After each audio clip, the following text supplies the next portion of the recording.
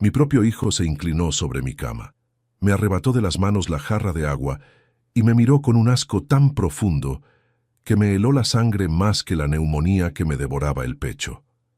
Con la fiebre quemando mis pulmones a casi 40 grados, lo vi vaciar el líquido en el suelo, justo frente a mis ojos desorbitados, mientras se acomodaba los puños de su camisa de marca. «Muérete de una vez. Ya cansas, inútil. Estorbas hasta respirando», siseó con una calma que me pareció de otro mundo, antes de dar la vuelta, apagar la luz y cerrar la puerta de mi propia habitación con un doble chasquido de llave que resonó como una sentencia de muerte. Aquella noche, sumido en la oscuridad más absoluta de la mansão, que eu mesmo paguei com décadas de trabalho, usei as poucas forças que me restavam no corpo para arrastar-me pelo colchão gélido. Minhas mãos, ásperas e gastas por uma vida inteira domando o concreto, tatearam o fundo do armário até que meus dedos encontraram o plástico frio de um telefone reserva que ele nem imaginava que existia. Com a respiração curta e o coração batendo desordenadamente contra as minhas costelas, pressionei a tela iluminada e marquei o único número de telefone que ele, em toda a sua arrogância financeira, mais temia na Terra. Mi nombre es Francisco Javier Castro.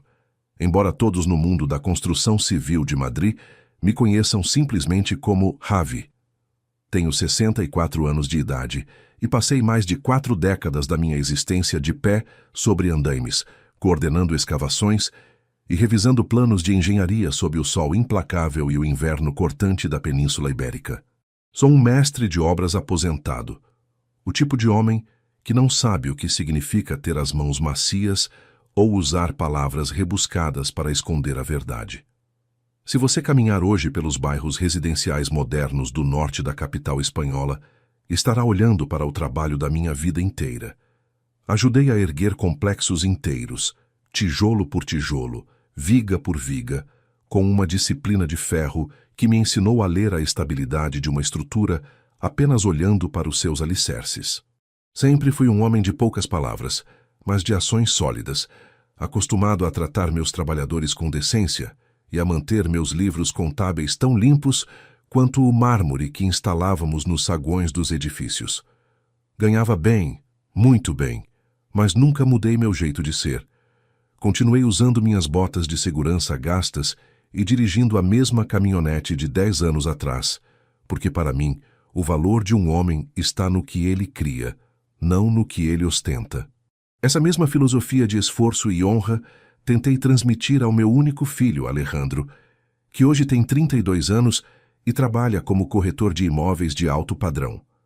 Quando sua mãe faleceu, há mais de 15 anos, jurei que não deixaria faltar nada para aquele rapaz.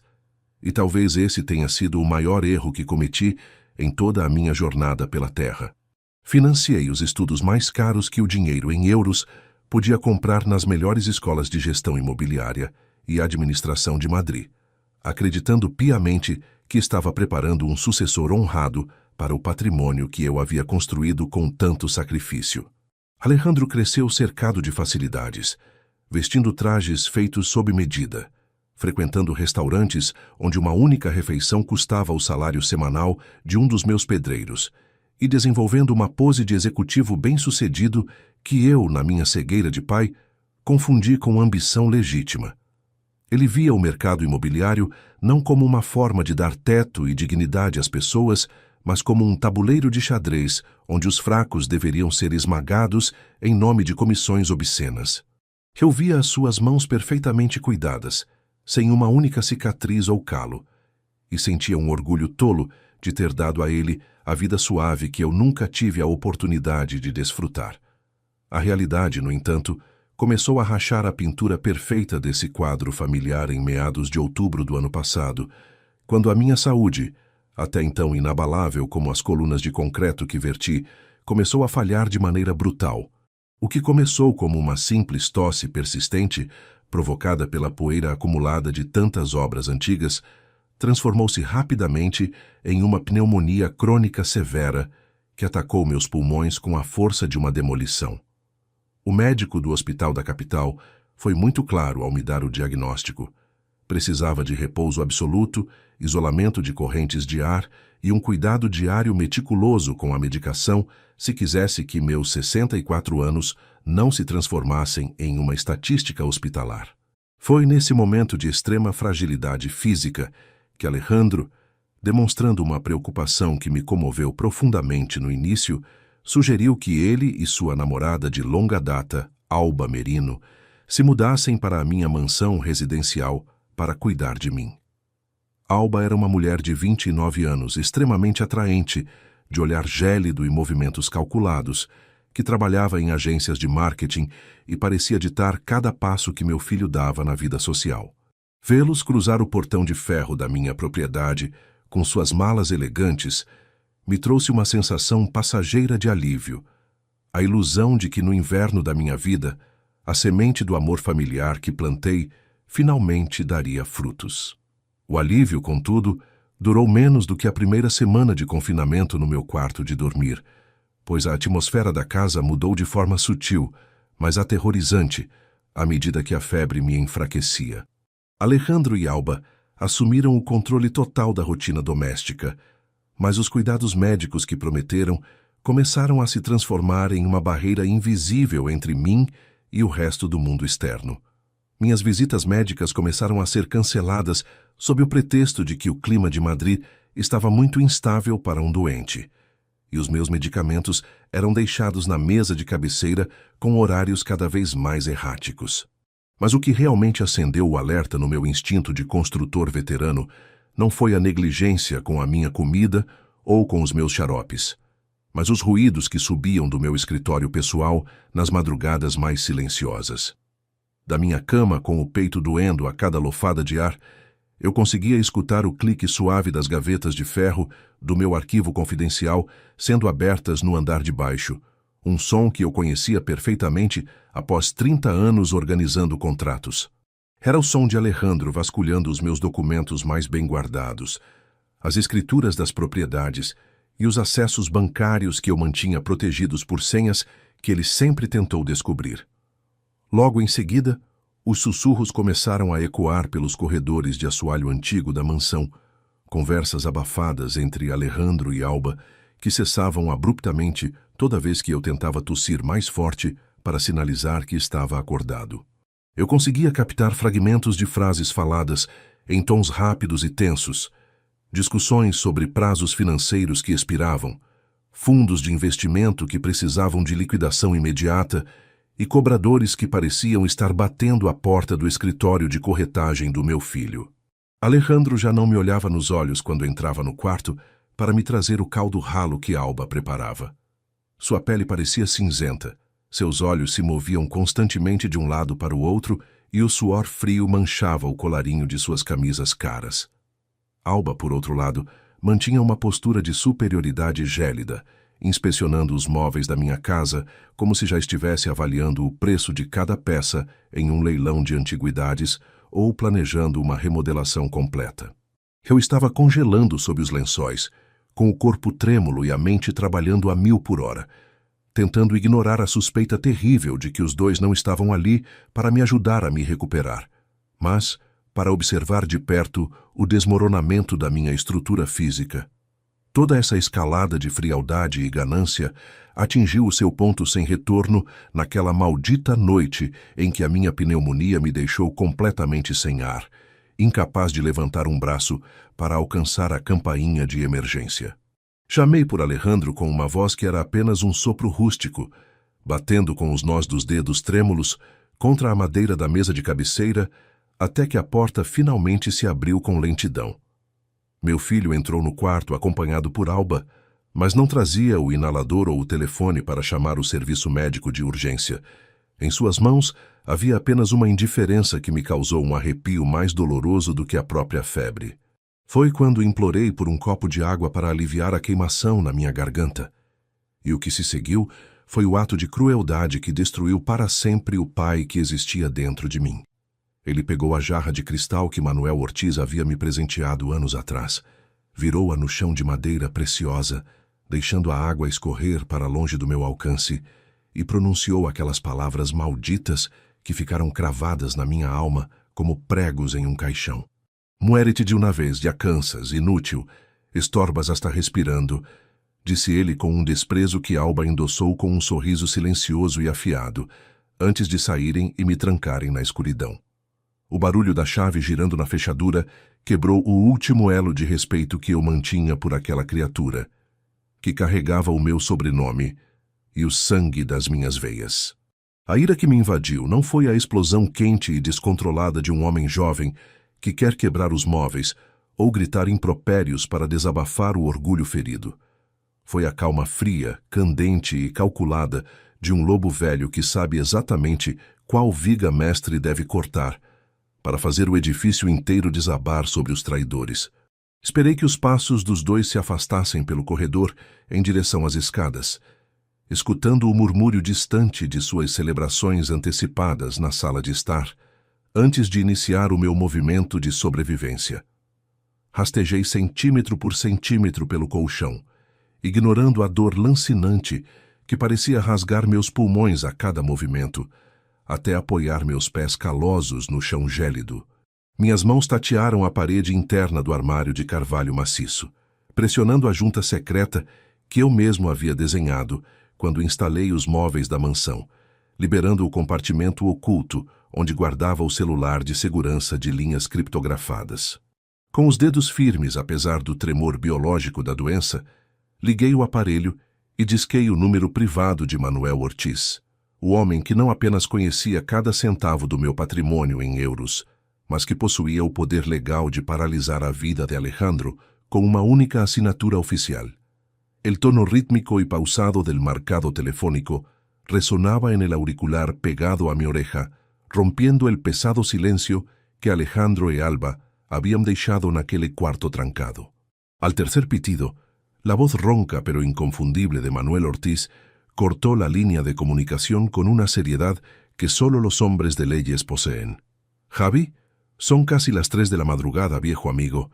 ¿Qué ocurre para que me llames a este teléfono?», preguntó, y su entonación denotaba que ya se había incorporado en la cama, intuyendo que una llamada a través de ese canal criptografiado no era para intercambiar saludos corteses. Intenté tomar aire sintiendo cómo los alvéolos de mis pulmones protestaban con un pinchazo gélido que casi me hace perder el conocimiento por segunda vez en esa noche de infamia. «Manuel, ven a buscarme», logré articular, forzando cada sílaba a través de una garganta seca que raspaba como si hubiese tragado arena de sílice de las canteras de la sierra. «Trae contigo una ambulancia privada de tu total confianza, no la de los servicios públicos, y hazlo sin encender las sirenas al entrar en la urbanización. Mi hijo me ha encerrado, ha tirado el agua al suelo y me ha dicho que me muera de una vez porque le estorbo hasta para respirar». Hubo un silencio de apenas 2 segundos al otro lado del aparato, el tiempo exacto que necesita un cerebro entrenado en litigios y notarías para procesar el derrumbe de una estructura legal y moral.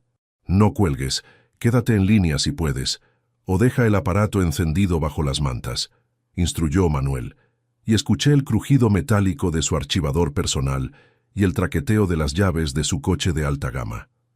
«En 40 minutos estaré cruzando el portón trasero de tu parcela. Recuerda que aún conservo la llave maestra de la época en que supervisamos juntos la cimentación de esa maldita estructura residencial». Mientras la llamada permanecía abierta en un canal inaudible bajo las colchas, me recosté sobre la almohada gélida, contemplando el techo de escayola moldurada que yo mismo había diseñado y pagado con los dividendos de mi sudor honesto. Sentir la humillación corriendo por mis venas a la par de la infección respiratoria me obligó a repasar cada plano de mi existencia, buscando el error de cálculo que me había conducido a levantar un nido de víboras en el centro de mi propio hogar. Um mestre de obras aposentado com a minha folha de serviços não chega aos 64 anos sem aprender a identificar as fissuras de um terreno antes de colocar a primeira sapata de hormigón. Me llamo Francisco Javier Castro, y toda mi juventud se consumió entre el polvo de las excavadoras, el olor a gasóleo de la maquinaria pesada y el sonido constante de las hormigoneras en las periferias de Madrid. Desde que obtuve mi titulación técnica en los años 80, me juré a mí mismo que cada edificio residencial que llevara mi firma sería inquebrantable, una promesa que cumplía a rajatabla en cada manzana de pisos que levanté. Mis operarios sabían que yo era el primero en llegar a la obra.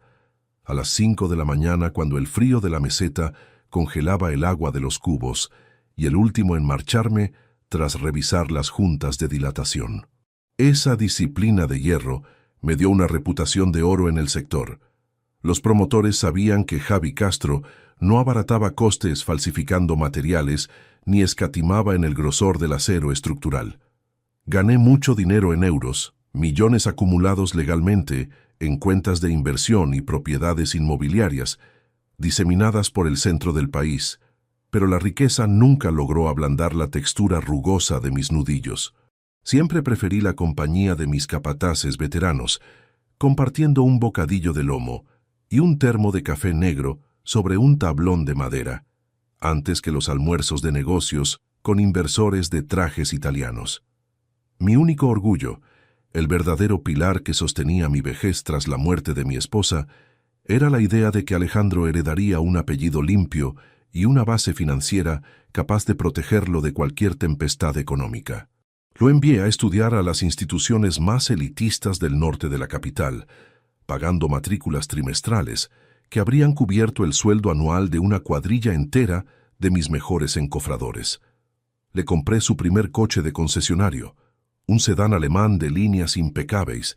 Le celebré con una cena costosa el día que obtuvo su licencia como gestor de fincas e intermediario inmobiliario. Pensaba, en mi infinita ingenuidad de padre protector, que Alejandro usaría esa educación refinada para dignificar el oficio de la construcción, aportando una visión moderna a los cimientos que yo había colocado. Sin embargo, la estructura moral de mi hijo se había fraguado con materiales defectuosos que yo decidí ignorar durante más de una década de arrogancia encubierta. Él no veía los planos residenciales como un espacio donde seres humanos tejerían sus vidas, sino como meros activos financieros que podían ser exprimidos, hipotecados o subastados al mejor postor, sin importar las consecuencias. Alejandro se paseaba por las oficinas de su correduría de fincas, presumiendo de un estatus de viejo abolengo que no le correspondía, ocultando que cada euro que sostenía su tren de vida procedía directamente de mis cuentas corrientes. Alba Merino llegó a su lado hace 3 años, encajando a la perfección en ese engranaje de apariencias estériles, una mujer que no concebía la existencia sin el amparo de marcas de diseñador y redes sociales. Mis sospechas sobre la quiebra técnica de la vida de Alejandro comenzaron a materializarse de forma física, mucho antes de que la neumonía crónica inutilizara mis pulmones. En los últimos 2 años, las visitas de mi hijo a la mansión ya no respondían a un interés afectivo, sino a un patrón de comportamiento que los tasadores financieros conocen muy bien: el desespero del devedor. Entraba en mi estudio arrastrando los pies de una manera inusual, con la mandíbula trabada por la tensión y pidiendo constantemente adelantos de capital en euros para supuestas inversiones de alta rentabilidad. Usaba términos sofisticados sobre apalancamiento de activos y fondos de riesgo que había memorizado en sus cursos de gestión. Pero yo podía ver el pánico en el fondo de sus pupilas grises. Sabía que estaba tapando agujeros contables, deudas contraídas en negocios inmobiliarios fallidos, que ponían en peligro el alquiler de sus oficinas de lujo en el Paseo de la Castellana.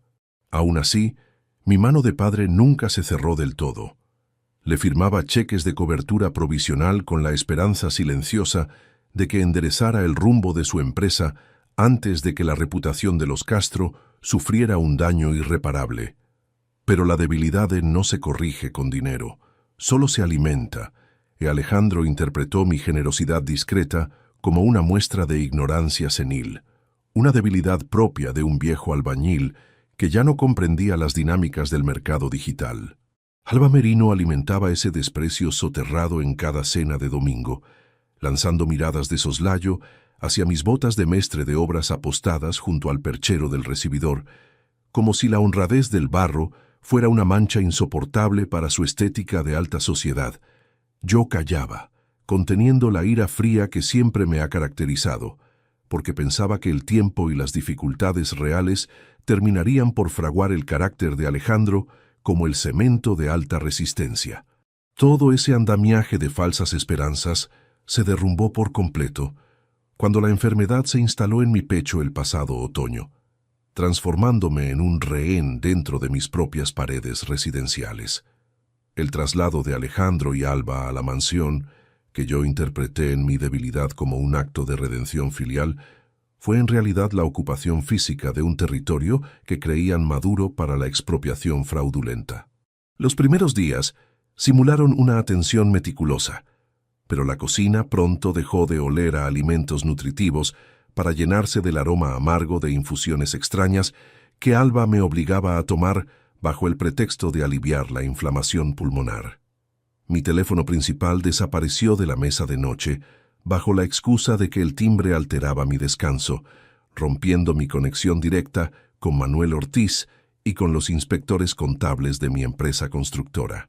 El aislamiento forzado me obligó a agudizar los oídos durante las largas horas de vigilia, convirtiéndome en un perito de los ruidos nocturnos que subían desde la planta baja de la mansión.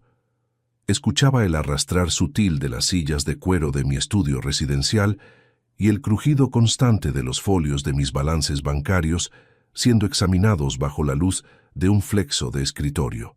Alejandro y Alba pasaban las madrugadas cruzando datos financieros, revisando las fechas de vencimiento de mis depósitos a plazo fijo en euros y discutiendo el valor de mercado de mis naves industriales del Polígono Norte. Sus voces, filtradas por las vigas de madera noble del techo, revelaban una codicia desprovista de cualquier rastro de humanidad, una urgencia macabra por acceder a las escrituras de propiedad que yo me negaba a transferir en vida. Fue en una de esas noches de espionaje involuntario cuando escuché a Alba Merino pronunciar una frase que transformó el miedo biológico en una certeza jurídica de peligro absoluto. Alejandro, el lunes expira el plazo de la entidad de crédito y las firmas de la hipoteca comercial del sector norte siguen sin estar validadas por el sistema digital, siseó la mujer, y su tono denotaba una frialdad ejecutiva que me heló la espina dorsal. Mi hijo respondió con un susurro ahogado, pero perfectamente audible a través del conducto de la ventilación forzada que yo mismo había instalado en la estructura. No te preocupes por las firmas del viejo, Alba. Ya encontré la forma de que el sistema bancario acepte la autorización pericial sin necesidad de que él estampe su rúbrica manuscrita en el documento notarial. En ese instante exacto, comprendí que Alejandro no solo estaba esperando mi fallecimiento biológico para heredar mis bienes en euros, sino que estaba ejecutando una maniobra delictiva masiva a mis espaldas, una falsificación documental idéntica a las que cometen los estafadores profesionales de las mafias urbanísticas. La respiración en el auricular seguía activa, confirmando que Manuel Ortiz permanecía a la escucha en el coche mientras devoraba los kilómetros que lo separaban de mi posición residencial. «Javi, sigo aquí. Estoy cruzando la salida de la autopista del norte», murmuró el tabelián, y el sonido del motor de su berlina acelerando sobre el asfalto mojado me devolvió una pequeña fracción de la estabilidad que Alejandro me había arrebatado. He telefoneado al doctor Mendoza para que encabeza la unidad médica privada. Ingresaremos por la parte trasera del jardín utilizando el código de mantenimiento de las bombas de agua. Deje el celular oculto bajo las sábanas gélidas, sintiendo un leve mareo provocado por la falta de oxígeno y el veneno de la traición filial que corría por mi sistema contable.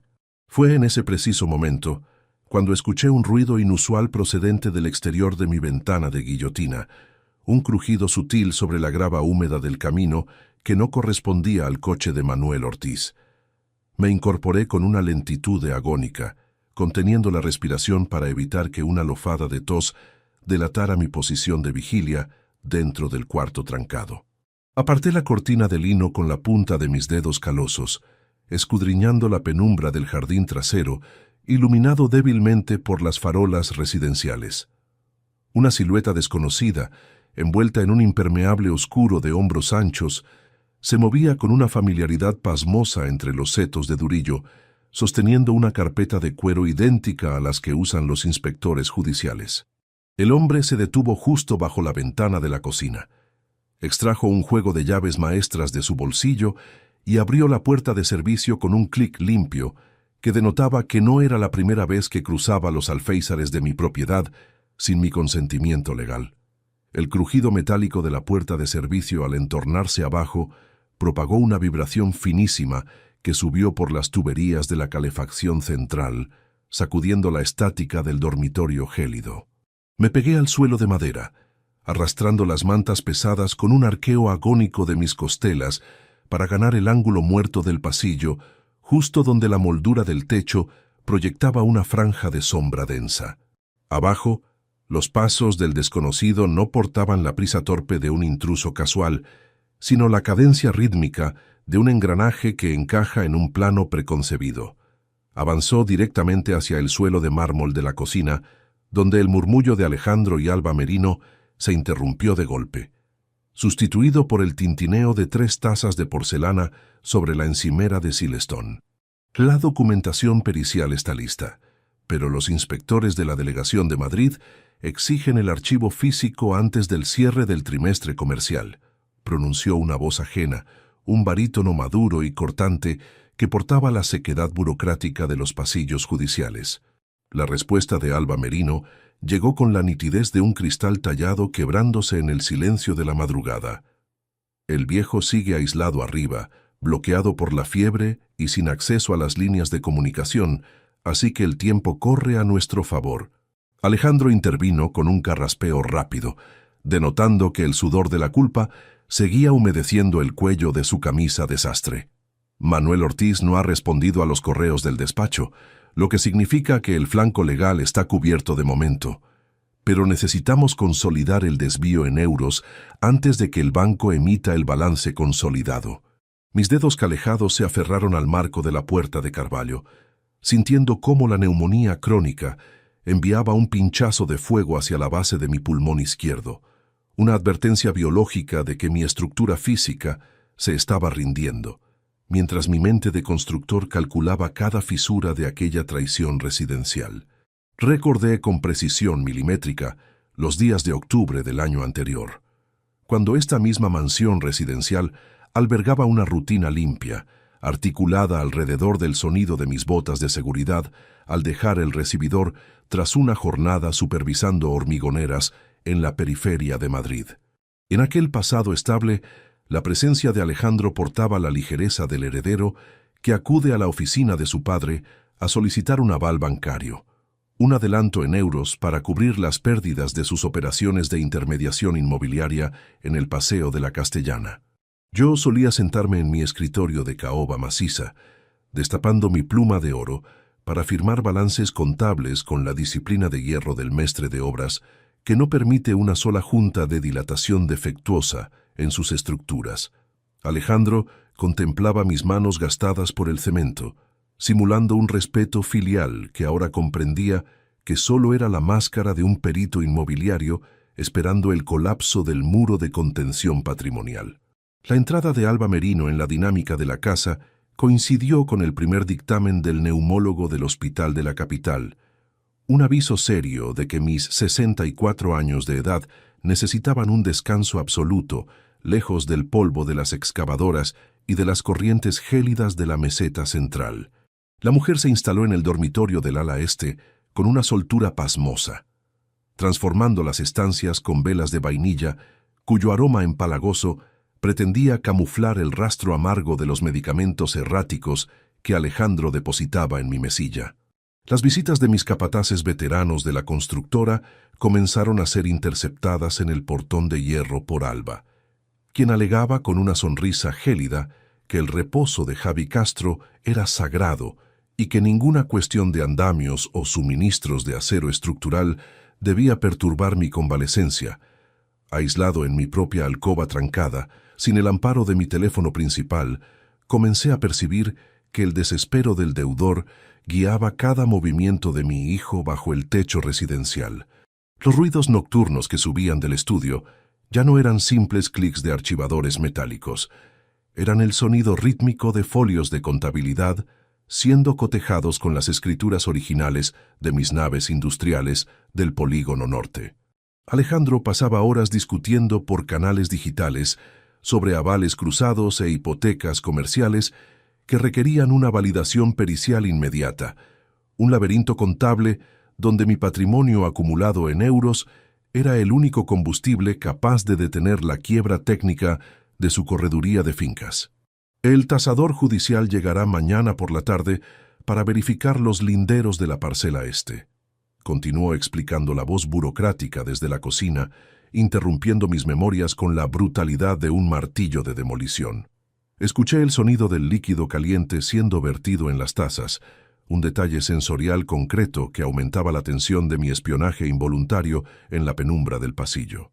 Alba Merino respondió con un tono firme, desprovisto de cualquier rastro de duda moral. Perfecto, la firma digital del viejo ya está procesada en el sistema de la delegación gracias a la autorización pericial que gestionamos la semana pasada. Mañana a primera hora los fondos en euros estarán disponibles en la cuenta de cobertura temporal. Un sudor frío corrió por mi frente, pegando los mechones de mi cabello canoso a las sienes mientras asimilaba la magnitud del fraude que se perpetraba bajo mi lomo.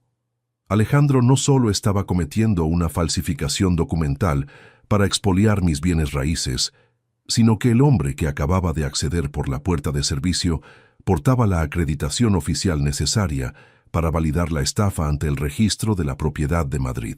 Estaban acelerando los plazos delictivos porque sabían que la neumonía crónica no me concedería muchas semanas de vigilia y necesitaban que el edificio legal estuviera completamente cerrado antes de que mi fallecimiento biológico activara la auditoría obligatoria de los herederos legítimos. La voz del desconocido volvió a sonar, esta vez acompañada por el roce de unos planos de ingeniería desplegándose sobre la mesa de la cocina. Hay una anomalía en el balance consolidado que Manuel Ortiz archivó en la Notaría Central antes de las vacaciones de otoño. Si ese viejo tabelião descubre que los activos del sector norte han sido pignorados sin una comparecencia manuscrita, el caso pasará directamente a la Inspección de Delitos Económicos. Alejandro soltó una risa seca, un sonido despectivo que delataba la arrogancia estéril con la que pretendía camuflar el pánico que le atenazaba las entrañas. Manuel Ortiz es un dinosaurio de las leyes que solo sabe archivar legajos de carátula rígida. Para cuando intente revisar el sistema digital de la delegación, los 450.000 euros ya habrán cruzado la frontera legal hacia la cuenta del holding mercantil. El nombre de la cifra, 450.000 euros, impactó en mi pecho con la contundencia de una viga de acero cayendo desde un 20º piso sobre un cimiento inestable. Esa cantidad representaba el fondo de reserva de mi empresa constructora, el capital acumulado para garantizar los salarios y el sustento de las 50 familias de mis operarios, si el sector de la edificación sufría un frenazo imprevisto. Alejandro estaba vaciando el corazón financiero de mi trayectoria para salvar su pose de gestor inmobiliario exitoso, destruyendo el futuro de hombres que habían pasado 30 años encofrando hormigón bajo mi mando directo. Una lofada de tos amenazó con romper la compresión de mis pulmones, obligándome a clavar los dientes en la tela gruesa de la colcha para asfixiar el ruido antes de que cruzara el conducto de ventilación. Me mantuve inmóvil en el suelo, con las costelas doliendo a cada latido desordenado del corazón, esperando que el zumbido de la conversación de abajo tapara los estertores de mi respiración superficial. La rabia gélida que me dominaba comenzó a moldear una estrategia de deconstrucción legal precisa. Ya no era un padre herido contemplando la ingratitud de su propia sangre, sino el mestre de obras que detecta un pilar podrido y decide dinamitar la estructura entera para salvar el terreno limpio. Manuel Ortiz seguía avanzando por la carretera del norte, ajeno a la presencia del inspector judicial fraudulento que operaba en la planta baja de mi mansión residencial. Si el coche del tabelião entraba en la parcela por el camino trasero, mientras el desconocido permanecía en la cocina, el enfrentamiento biológico sería inevitable, arruinando la ventaja táctica de mi contraataque silencioso. Necesitaba advertir a Manuel antes de que la berlina cruzara el sensor del portón trasero, pero el teléfono de seguridad criptografiado permanecía oculto bajo las mantas del dormitorio trancado, a 3 metros de mi posición actual en el pasillo. Escuché el arrastrar de las tazas de porcelana siendo retiradas hacia el fregadero y el sonido seco de la carpeta de cuero al cerrarse con un chasquido magnético. El documento de la transferencia en euros debe quedar firmado antes de que salga el vuelo de las 6 de la mañana hacia la ciudad de Toledo, ordenó la voz del barítono, revelando un detalle geográfico que encajó en mi cerebro con la precisión de una junta de dilatación perfecta. Toledo, la ciudad del sur, el emplazamiento donde Alejandro afirmaba haber cerrado un acuerdo de promoción residencial con un grupo de inversores manchegos la primavera pasada.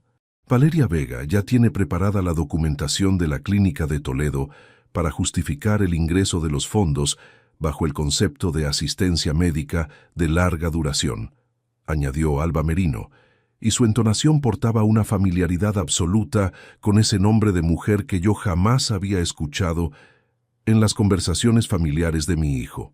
Valeria Vega, una enfermeira o una gestora contable afincada en Toledo, se convertía en una pieza inédita de la traición, una aliada oculta que operaba fuera del radio de inspección de Madrid.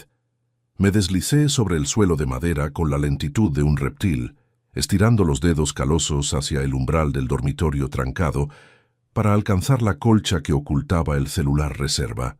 Abajo, los pasos de los 3 conspiradores se dirigieron hacia el vestíbulo principal, anunciando que el inspector judicial abandonaba la mansión tras consolidar el papeleo delictivo de la hipoteca comercial. Agarré el plástico frío del teléfono, presionando la pantalla iluminada con el pulgar trémulo, por el esfuerzo pulmonar para enviar el mensaje de alerta a Manuel Ortiz. Foi nesse instante exato, enquanto os dígitos contáveis da tela piscavam na penumbra, que escutei um sussurro cortante vindo de trás da porta do meu armário de carvalho, um ruído mecânico finíssimo que indicava que alguém ou algo estava oculto dentro do compartimento secreto dos meus arquivos confidenciais antes mesmo de eu iniciar a chamada de emergência. Un leve siseo de aire frío rozó los vellos de mis brazos cuando la madera tallada del fondo del ropero se desplazó un par de milímetros hacia la izquierda, dejando al descubierto una rendija oscura que no formaba parte del diseño original que yo mismo ejecuté cuando levanté los tabiques de carvalho de la mansión. Sostuve el plástico frío del teléfono contra mi pecho, conteniendo un estallido de tos que amenazaba con desgarrar mis alvéolos inflamados, mientras mis ojos cansados intentaban perforar la penumbra de ese hueco imprevisto. Un destello metálico diminuto, apenas el reflejo de la pantalla del celular sobre una superficie bruñida, parpadeó en el interior del compartimento secreto. Estiré mis dedos calosos con una lentitud milimétrica, ignorando el dolor punzante de la neumonía crónica, hasta que mis yemas rozaron la textura fría de un dispositivo electrónico cilíndrico dotado de lentes de alta definición y un cableado de transmisión directa. Alguien había instalado un sistema de captación audiovisual oculto justo detrás de mis archivos confidenciais, un canal de espionaje permanente que apuntaba directamente hacia el centro de mi lecho de enfermo. La pantalla del celular de seguridad vibró entre mis manos, mostrando un mensaje de texto entrante de Manuel Ortiz que rompió el trance de mi descubrimiento óptico. Estoy junto a la verja trasera. El doctor Mendoza ya ha desactivado el cierre magnético de la caseta de las bombas. Mantén la calma, Javi. Estamos a menos de 20 metros de tu posición residencial, rezaban los caracteres luminosos, confirmando que la unidad médica privada avanzaba en el silencio de la meseta madrileña. Guardé el dispositivo espía en el bolsillo interior de mi bata, sumando esa pieza tecnológica a la pila de evidencias delictivas, antes de arrastrar mi estructura física de regreso hacia el umbral de la alcoba trancada. Abajo, el eco del portón principal al cerrarse, con un golpe seco, anunció que el inspector judicial fraudulento había abandonado el perímetro, dejando a Alejandro y Alba Merino a solas con el botín contable de los 450.000 euros. La decisión de no gritar ni confrontar a mi propia sangre en ese instante de debilidad biológica se consolidó en mi cerebro con la firmeza de un encofrado de hormigón fraguado a baja temperatura. Sabía que si abría la puerta a patadas, Alejandro destruiría los discos duros de la correduría y Alba Merino inventaría una coartada médica respaldada por las clínicas privadas de Toledo para justificar el aislamiento forzado.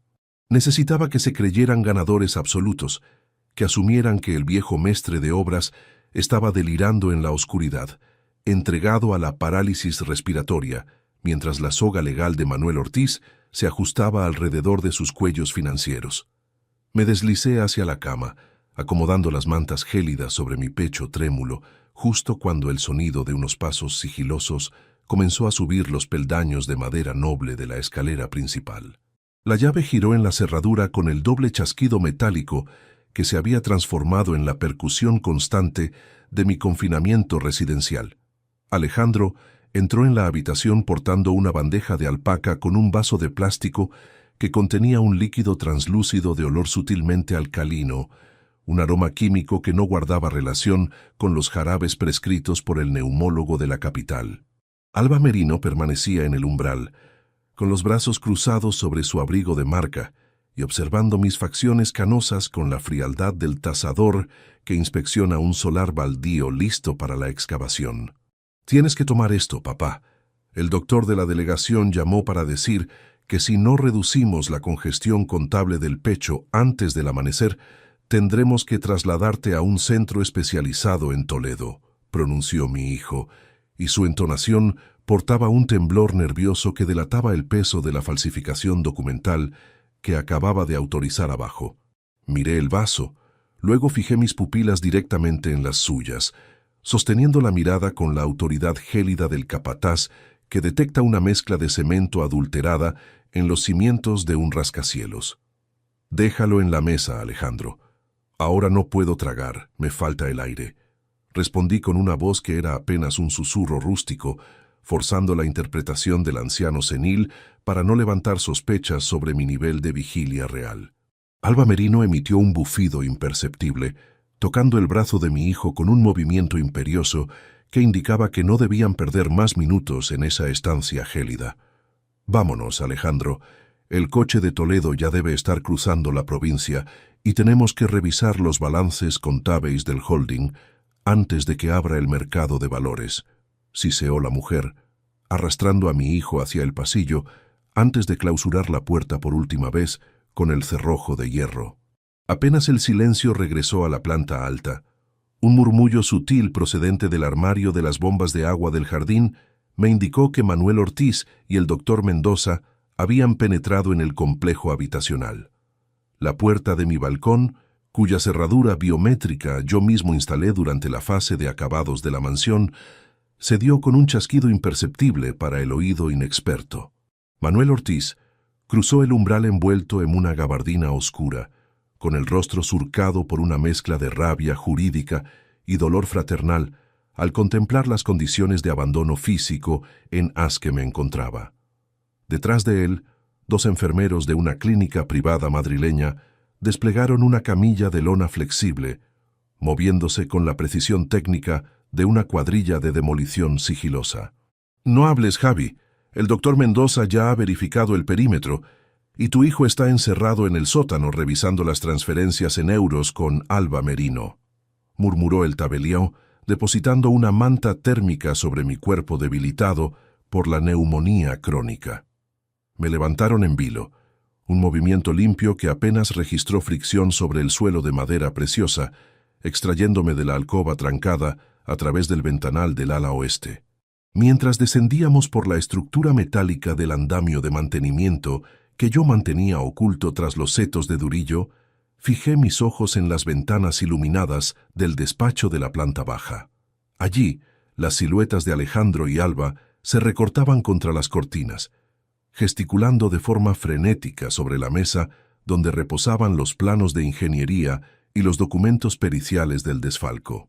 Fui introducido en la parte trasera de una ambulancia privada, carente de logotipos comerciales, estacionada estratégicamente en el camino de servicio trasero de la parcela residencial. El doctor Mendoza me aplicó una máscara de oxígeno de flujo directo, inyectando un antibiótico de amplio espectro en euros metabólicos que comenzó a limpiar la queimazón de mis pulmones a los pocos minutos de viaje.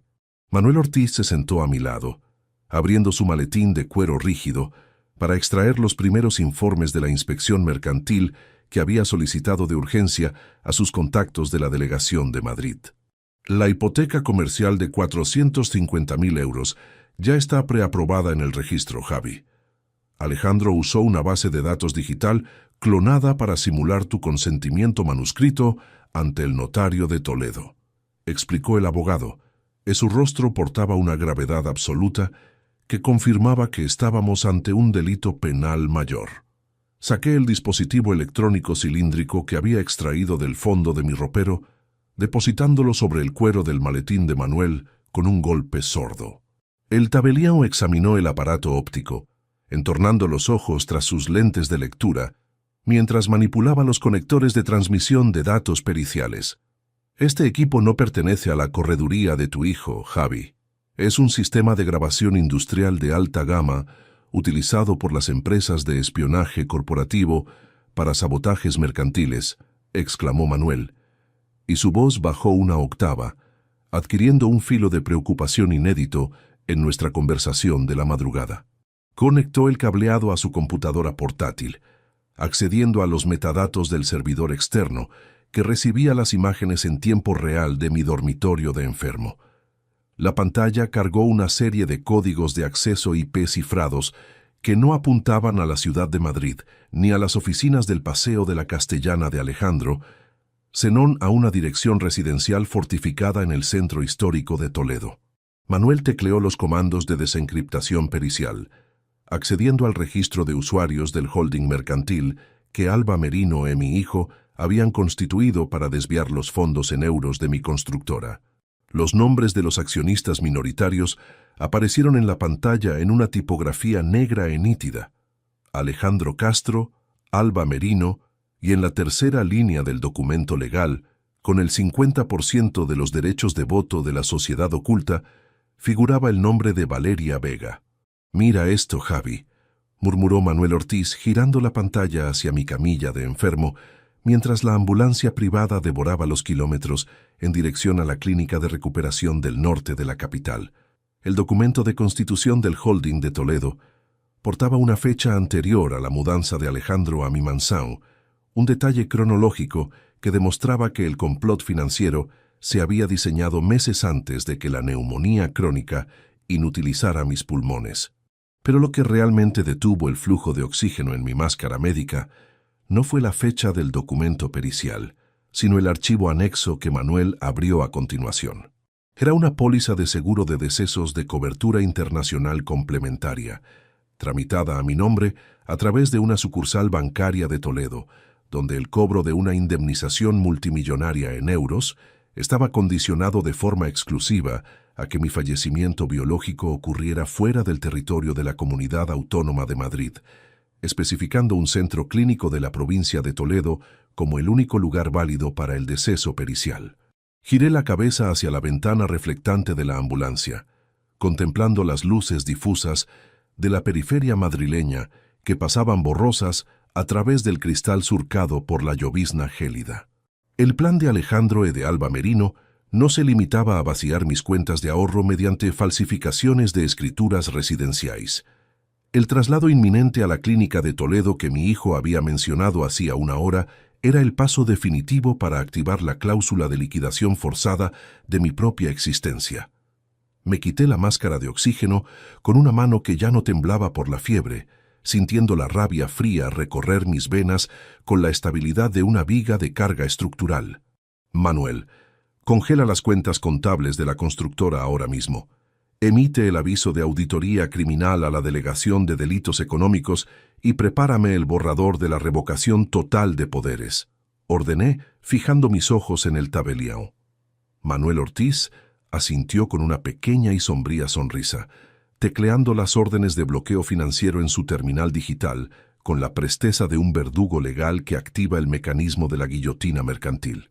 Considera las cuentas congeladas, Javi. Mañana a primera hora Alejandro descubrirá que las tarjetas de la empresa no sirven ni para pagar el combustible de su coche alemán, respondió el abogado, cerrando el archivador con un golpe definitivo. Llegamos al complejo hospitalario privado del norte de Madrid a las 4:30 de la madrugada, ingresando en una suite médica fortificada bajo un nombre de cobertura pericial para evitar que cualquier rastreo de la correduría desvelara mi posición física real.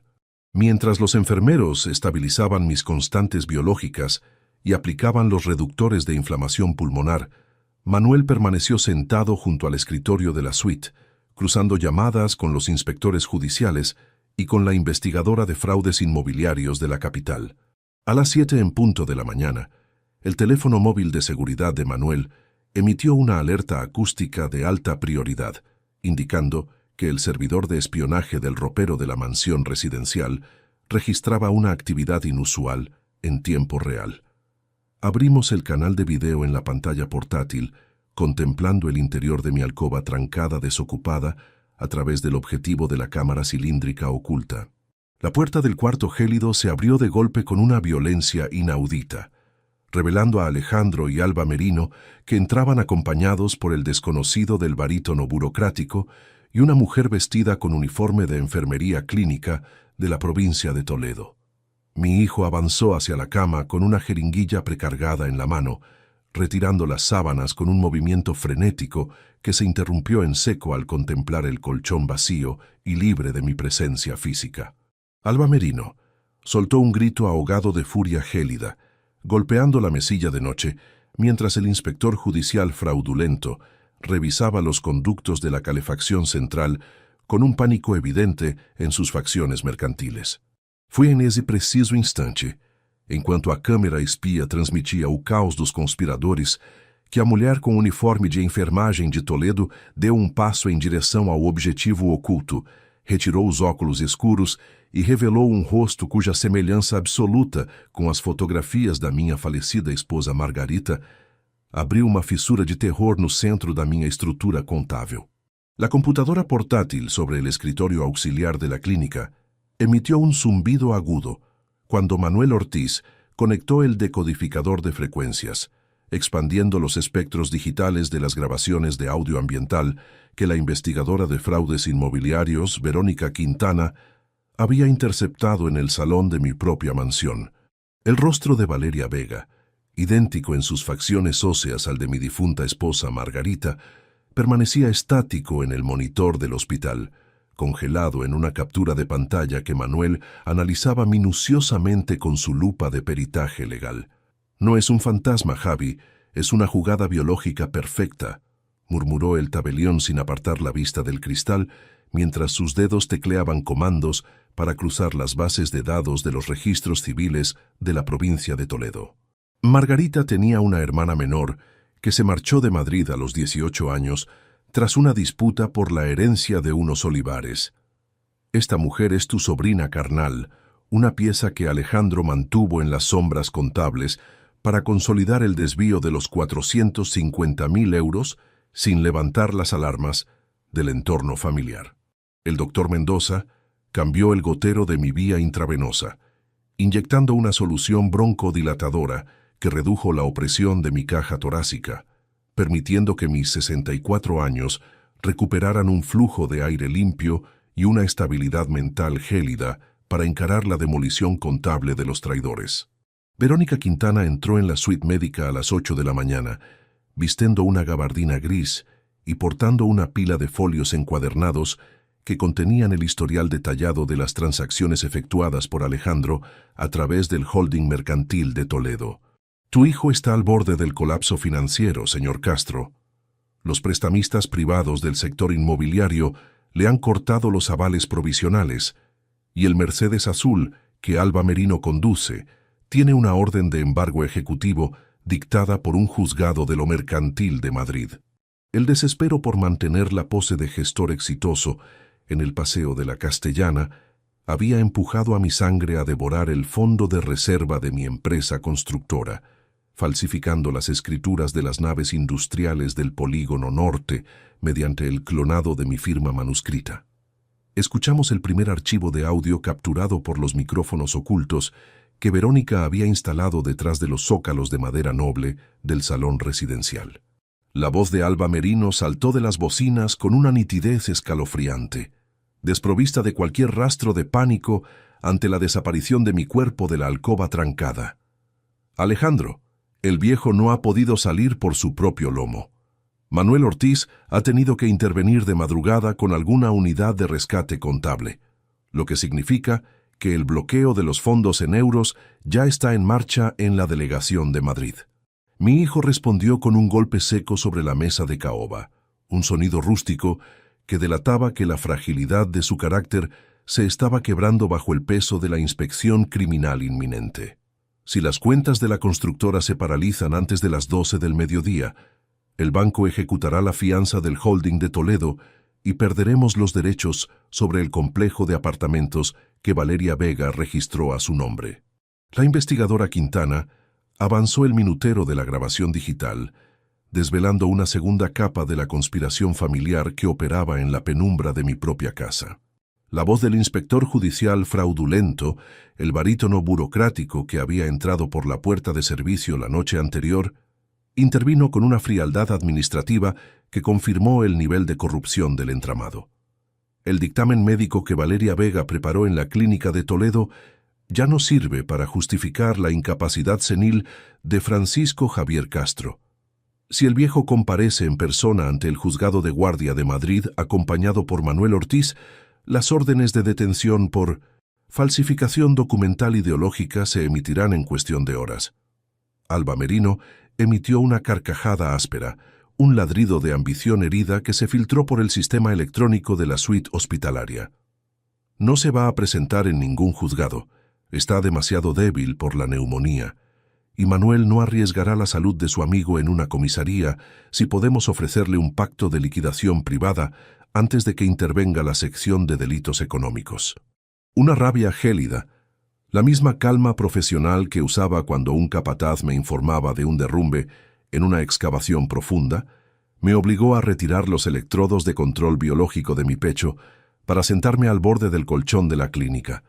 «No habrá pactos de liquidación, Manuel», pronuncié, clavando mis pupilas en el tabelión con la fijeza de un perito que evalúa un pilar de carga agrietado que debe ser demolido hasta los cimientos para salvar el terreno limpio. Quiero que Verónica Quintana localice el paradero exacto de Valeria Vega en Toledo y verifique si esa mujer posee alguna póliza de seguro adicional tramitada a través de las sucursalar mercantiles de Castilla-La Mancha. Sabía que Alejandro e Alba Merino eran los peones visibles de la estafa, pero la presencia de esa sobrina oculta, portadora de los rasgos físicos de mi difunta esposa, indicaba que el complot financiero se extendía hacia un fraude sucesorio de proporciones industriales.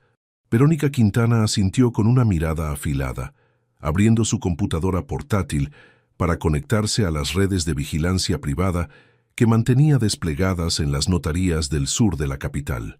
Esteban Cruz, el intermediario que se hacía pasar por inspector judicial en la cocina de tu casa, es en realidad un corredor de seguros inhabilitado que trabaja para el holding de Toledo, explicó la investigadora, aportando un dato pericial concreto que desmontó la falsa identidad del barítono burocrático. Este hombre se encargaba de confeccionar los peritajes de viabilidad comercial para que los bancos aceptaran las firmas clonadas de Francisco Javier Castro, simulando inspecciones técnicas que nunca ocurrieron en las naves del Polígono Norte. El andamiaje delictivo era perfecto en papel, diseñado para absorber los euros de mi trayectoria profesional sin levantar las sospechas de los inspectores de la delegación de Madrid. A las 10:30 de la mañana, el teléfono móvil de Manuel Ortiz registró una llamada de la sucursal central del banco donde yo mantenía el fondo de reserva para los salarios de mis 50 cuadrillas de obreros. El director de la oficina, un hombre habituado a tratar con los balances contables de Constructora Castro, notificó al tabelión que Alejandro se encontraba en el mostrador de caja, acompañado por Alba Merino, intentando retirar la suma de 100.000 euros en efectivo bajo el concepto de gastos médicos urgentes de larga duración. El bloqueo financiero silencioso que ordenamos de madrugada ha funcionado, Javi, murmuró Manuel, con una pequeña sonrisa que portaba el filo de una navaja judicial. El cajero le ha comunicado que el sistema digital de la delegación registra una incidencia técnica menor y que deben esperar en la sala de juntas de la planta noble para que el inspector de zona valide la firma manuscrita de la autorización pericial. La tensión dentro de la suite médica se dilató de forma casi insoportable mientras contemplábamos los movimientos de los conspiradores a través del reporte en tiempo real que Verónica Quintana recibía de sus colaboradores en el interior de la entidad bancaria. Alejandro caminaba de un lado a otro de la estancia acristalada de la sucursal, secándose el sudor de la frente con un pañuelo de seda y mirando constantemente su reloj de pulsera con un pánico que ya no podía camuflar tras su pose de gestor exitoso. Alba Merino permanecía sentada frente al escritorio del subdirector, con los brazos cruzados y las facciones contraídas por una sospecha sutil que comenzaba a resquebrajar su fachada de superioridad gélida. No sabían que la grúa legal de la Fiscalía de Delitos Económicos ya estaba posicionada sobre sus cabezas financieras, esperando únicamente mi declaración jurada ante el juez de guardia para proceder al arresto inmediato. Fue en ese preciso instante de la mañana cuando la pantalla contable de Verónica Quintana parpadeó con un aviso acústico de color rojo procedente de los registros de la propiedad de la provincia de Toledo. Un documento electrónico de alta prioridad, tramitado hacía menos de 20 minutos por vía telemática urgente, revelaba que Valeria Vega acababa de presentar una declaración de herederos ab intestato ante un notario de la Ciudad del Sur, alegando el fallecimiento biológico presunto de Francisco Javier Castro en un accidente de carretera acaecido en las cercanías de los olivares de la meseta central. La maniobra paralela de la sobrina oculta se había adelantado a los plazos de Alejandro, iniciando la liquidación forzada de mis bienes raíces mediante una falsificación de certificados de defunción periciales emitidos por una clínica clandestina. Me puse en pie ignorando las advertencias médicas del doctor Mendoza y me enfundé el traje color carbón que Manuel Ortiz había traído de mi vestidor residencial de la mansión. Mis manos toscas y llenas de las cicatrices acumuladas en 40 años, encofrando hormigón bajo el sol de Madrid, abrocharon los botones del saco con una firmeza absoluta que denotaba el fin del anciano senil que mi hijo creía haber encerrado en el cuarto gélido. Manuel, prepara el coche de alta gama. Nos presentaremos en la sucursal bancaria antes de que Alejandro intente huir hacia Toledo con Alba Merino, ordené, guardando el dispositivo de espionaje audiovisual en mi bolsillo interior como la bala de plata pericial para el juicio definitivo. Al subir a la berlina de Manuel en el aparcamiento subterráneo del Hospital del Norte de Madrid, la lluvia del invierno de la meseta comenzó a golpear el parabrisas con un ritmo constante y pesado. El trayecto hacia el centro de la capital se sintió como el avance de una tuneladora abriendo paso a través de un terreno inestable.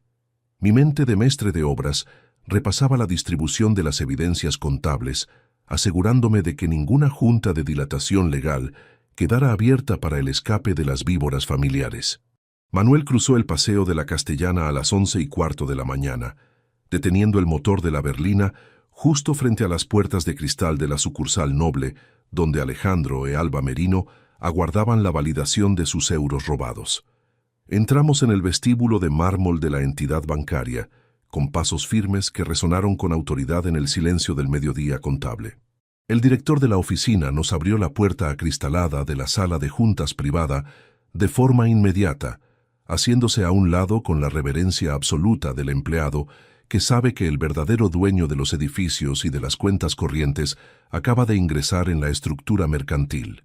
Alejandro se giró de golpe al escuchar el clic de la cerradura magnética, y al contemplar mi figura de pie, enfundada en el terno a medida y con los ojos clavados directamente en sus pupilas grises, su rostro pasó de la palidez nerviosa a una máscara cerosa de terror absoluto que le hizo soltar el maletín de cuero contra el suelo de moqueta. Alba Merino se levantó de la silla con un resorte mecánico, abriendo la boca para emitir una coartada defensiva que se congeló en su garganta gélida cuando Manuel Ortiz depositó sobre la mesa el expediente de la Auditoria Criminal de Toledo. Foi nesse instante exato de confrontação biológica, enquanto o silêncio da sala de juntas pesava como uma viga de concreto armado, que o telefone privado de Alejandro começou a vibrar sobre a mesa de vidro, mostrando uma mensagem de texto em tempo real enviada por Valeria Vega, que continha uma fotografia de um veículo policial oculto estacionado na entrada da minha mansão residencial em Madrid, acompanhada por uma única frase truncada, cuja revelação ameaçava mudar a direção do golpe financeiro antes que eu pudesse pronunciar a ordem de detenção em euros.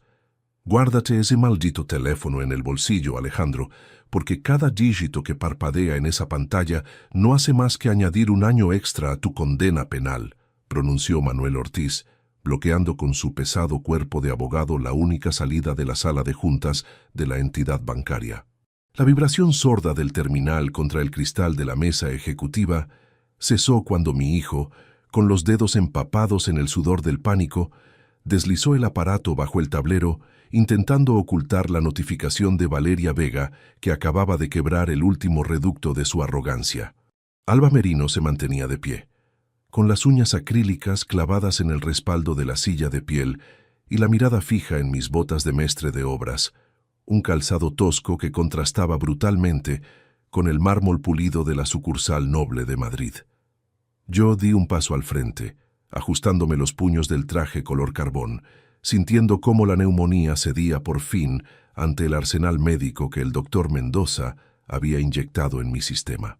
La rabia gélida que gobernaba mis movimientos no portaba la prisa torpe del padre traicionado que busca el desahogo a través del insulto rústico. Era la precisión absoluta del calculador de estructuras que detecta un pilar defectuoso y decide apuntalarlo en silencio antes de ordenar la demolición total. Pensabais que este viejo constructor estaba delirando entre los lençóis gélidos de la mansión, entregado a la parálisis respiratoria mientras vosotros liquidabais el fondo de reserva en euros de mi empresa, dije, manteniendo un tono de voz plano que infundía más terror que un grito descontrolado. Alejandro intentó balbucear una coartada defensiva, pero su nuez de Adán subía y bajando de forma espasmódica en su garganta seca. «Papá, todo esto es un malentendido de la correduría. Estábamos gestionando un traspaso comercial urgente para salvar los activos del sector norte de Toledo.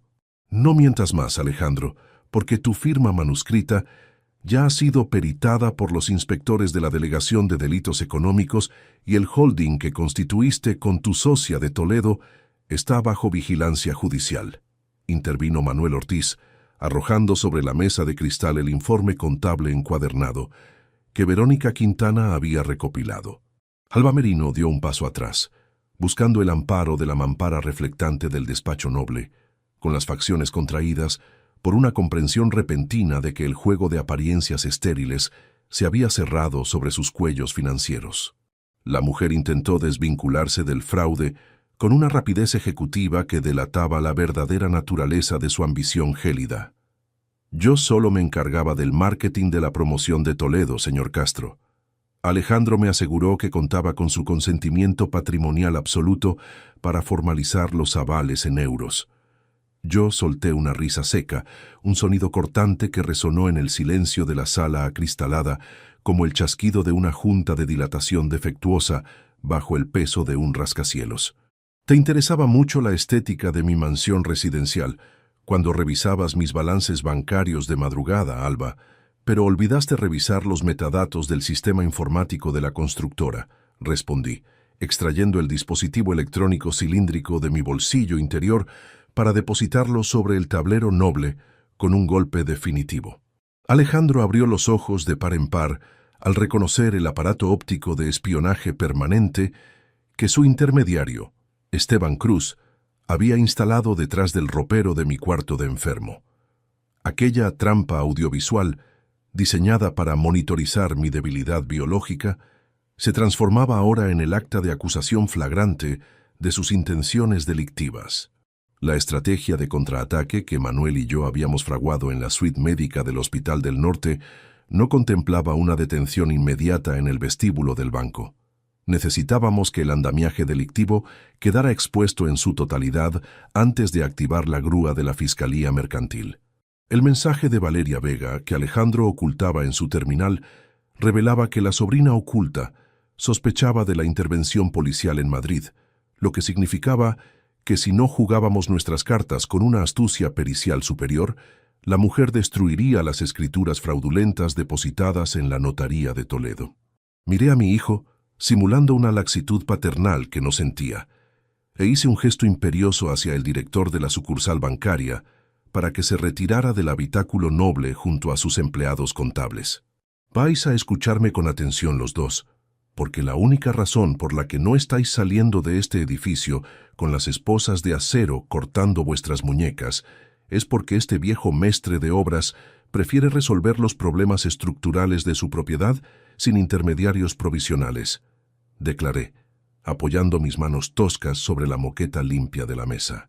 Alejandro, vas a firmar la orden telemática de reversión de los 450.000 euros hacia la cuenta central de Constructora Castro ahora mismo. Alba va a entregar las llaves de los vehículos residenciales que han sido costeados con el desfalco mercantil. Mi hijo asintió de forma frenética, con las lágrimas de la cobardía corriendo por sus mejillas grises mientras se abalanzaba sobre la computadora portátil de Manuel Ortiz para teclear las claves de acceso bancario. Alba Merino, contemplando el desmoronamiento psicológico de su aliado, comprendió que el boleto de alta sociedad que creía haber adquirido se estaba transformando en una sentencia de 15 años en un centro penitenciario de la capital. Si devolvemos los euros del holding de Toledo, ¿retirarás la denuncia por falsificación documental ideológica ante el juzgado de guardia, señor Castro?, preguntó la mujer, intentando negociar un pacto de liquidación privada con la frialdad de quien cierra una venta de fincas residenciales. Yo no respondí a su demanda comercial. Me limité a observar cómo los dígitos de la pantalla confirmaban la transferencia de retorno del capital de reserva de mis cuadrillas de obreros, asegurando el futuro de las 50 familias de mis operarios. Una vez consolidado el retorno de los fondos contables a la matriz de Madrid, Manuel Ortiz cerró su terminal digital con un clic magnético que portaba el peso de una losa de hormigón armado. El dinero de la constructora está a salvo, Javi, pero la Inspección de Delitos Económicos de la provincia de Toledo ya ha iniciado el rastreamiento de la declaración de herederos ab intestato que Valeria Vega tramitó telemáticamente, murmuró el tabelión, apartándome de los conspiradores para hablar en el radio de sombra del ventanal. Esa mujer ha falsificado un parte de defunción emitido por una clínica clandestina de la Meseta Central, para bloquear tus bienes raíces mediante un proceso sucesorio fraudulento. Si no nos personamos en la delegación de Toledo antes del cierre de las oficinas del registro, el holding mercantil asumirá la titularidad legal de tus naves industriales de forma automática. Giré la cabeza hacia Alejandro, que permanecía encogido en su silla con la cabeza entre las manos, ofreciendo la estampa patética del impostor despojado de sus trajes a medida y de sus ambiciones estériles. «Vais a venir con nosotros en la berlina de Manuel», ordené, fijando mis pupilas en mi hijo y en Alba Merino con la fijeza del perito judicial que conduce a los imputados hacia la escena del crimen para la verificación de los daños estructurales. «Vamos a hacer un viaje por la carretera del sur hacia la ciudad de Toledo, Alejandro. Vas a presentarle a tu padre a esa Valeria Vega que mantuviste en la penumbra familiar y que posee los rasgos físicos de tu difunta madre Margarita». Salimos de la sucursal bancaria a las 12 del mediodía, bajo una llovizna gélida que emborronaba los perfiles de los bloques residenciales de Madrid, abordando la berlina de alta gama de Manuel Ortiz con una disciplina silenciosa de cuadrilla de demolición. Alejandro se sentó en la parte trasera junto a Alba Merino, custodiados ambos por la presencia firme de la investigadora Verónica Quintana, que mantenía su terminal conectado a las frecuencias de la Policía Judicial de Castilla-La Mancha. El trayecto por la autopista del sur se convirtió en un conteo agónico de kilómetros contables. El motor de la berlina zumbaba con una potencia regular, mientras mi mente de constructor hilvanaba las últimas fases del contraataque silencioso. Sabía que Valeria Vega no operaba sola en Toledo. Una enfermera residente carecía del andamiaje burocrático necesario para falsificar certificados de defunción periciales ante el registro de la propiedad de forma telemática urgente. Esteban Cruz, el intermediario inhabilitado que se hacía pasar por inspector judicial en la cocina de mi mansión, era el hilo conductor que unía la correduría de fincas de Alejandro con las notarías del sur de la capital. Estábamos ingresando en el territorio de una red de estafas urbanísticas que utilizaba la vulnerabilidad de ancianos aislados para expropiar sus patrimonios en euros mediante argucias documentales complejas. Llegamos a la dirección fortificada del Centro Histórico de Toledo a la 1:15 de la tarde, deteniendo el coche de Manuel frente a un caserón de muros de piedra y ventanas de forja antigua que albergaba la sede legal do Holding de los traidores. Al apearnos del vehículo, Alejandro temblaba de tal manera que sus botas de diseño producían un repiqueteo inestable sobre los adoquines húmedos de la callejuela manchega. Manuel Ortiz extrajo el expediente judicial de su cartera, avanzando hacia la puerta de madera maciza, con la presteza del alguacil que acude a ejecutar un mandamiento de desahucio forzado. Pulsé el timbre de bronce de la entrada residencial, esperando el sonido de los pasos del otro lado de la estructura, con el corazón latiendo con una fijeza gélida y candente. La puerta se abrió con un crujido pesado, revelando la figura de Valeria Vega enfundada en su uniforme de enfermería clínica de la provincia, con las facciones canosas y la mirada clara idéntica a la de Margarita, fija en mi rostro de mestre de obras. La mujer no mostró sorpresa ni pánico ante mi presencia física de pie. Se limitó a dar un paso atrás, esbozando una sonrisa gélida que portaba el filo de una navaja y haciendo un gesto imperioso hacia la penumbra del recibidor de piedra. «Llegáis tarde, tío Francisco Javier, porque las escrituras comerciales de Constructora Castro ya han cambiado de titular legal en el sistema digital de Toledo hace exactamente 3 minutos», pronunció la mujer, y de las sombras del fondo del pasillo surgió la silueta del sargento de la Guardia Civil de zona, con una orden de alejamiento residencial manuscrita entre las manos que apuntaba directamente hacia mi nombre contable. El sargento de la Guardia Civil avanzó bajo el arco de piedra del recibidor, sosteniendo el folio oficial con una firmeza burocrática que hacía crujir el papel timbrado entre sus dedos enguantados.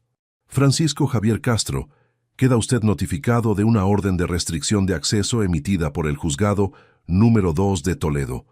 Debe abandonar este perímetro de forma inmediata», dictaminó el agente. Su entonación portaba la frialdad de los reglamentos estatales, que no atienden a disputas familiares ni a lamentos de ancianos. Valeria Vega ensanchó su sonrisa gélida, acomodándose los puños de su uniforme clínico de la provincia con una suficiencia que pretendía dar por cerrado el destino de mis naves industriales. Alejandro dio un paso atrás en el callejón húmedo, ocultándose de la mirada del sargento, mientras Alba Merino intentaba alisar las solapas de su abrigo de marca para recuperar la compostura tras el viaje de urgencia desde Madrid. Manuel Ortiz no se inmutó ante la presencia de la autoridad policial ni ante la trampa administrativa que mi sobrina oculta había desplegado en la entrada legal del caserón manchego. El tabelión extrajo de su cartera de cuero rígido un legajo con el sello en relieve de la Dirección General de los Registros y del Notariado de España, dando un paso al frente para interceptar al sargento antes de que pudiera aplicar el desalojo. «Sargento, detenga esa orden de inmediato si no quiere acabar encausado por un delito de prevaricación involuntaria y complicidad en un entramado de falsedad documental ideológica», pronunció Manuel, y su voz de barítono judicial resonó en las paredes de piedra con la contundencia de un martillo de demolición. «Este documento que tengo en mis manos es un decreto de suspensión cautelar de urgencia emitido por el Ministerio de Justicia hace exactamente media hora, paralizando de forma automática cualquier mutación patrimonial o proceso sucesorio vinculado al nombre de mi cliente». El rostro del sargento cambió de color al revisar los sellos de la Fiscalía Especial de Delitos Económicos de Madrid, retirando la orden de alejamiento con un movimiento rápido de disciplina militar. Valeria Vega dio un paso atrás, y las líneas de su rostro, tan parecidas a las de mi difunta esposa Margarita, se contrajeron en un rictus de furia gélida que desveló la verdadera dimensión de su codicia heredada. Esto es una intromisión ilegal en una sociedad civil constituida conforme a las normas de Castilla-La Mancha. Los activos del sector norte ya pertenecen al holding mercantil, siseó la mujer, buscando el amparo del pasillo en penumbra. En ese instante de tensión absoluta, Verónica Quintana hizo una señal hacia la esquina de la callejuela, donde dos furgonetas camufladas de la Policía Judicial de Madrid detuvieron sus motores con un zumbido seco.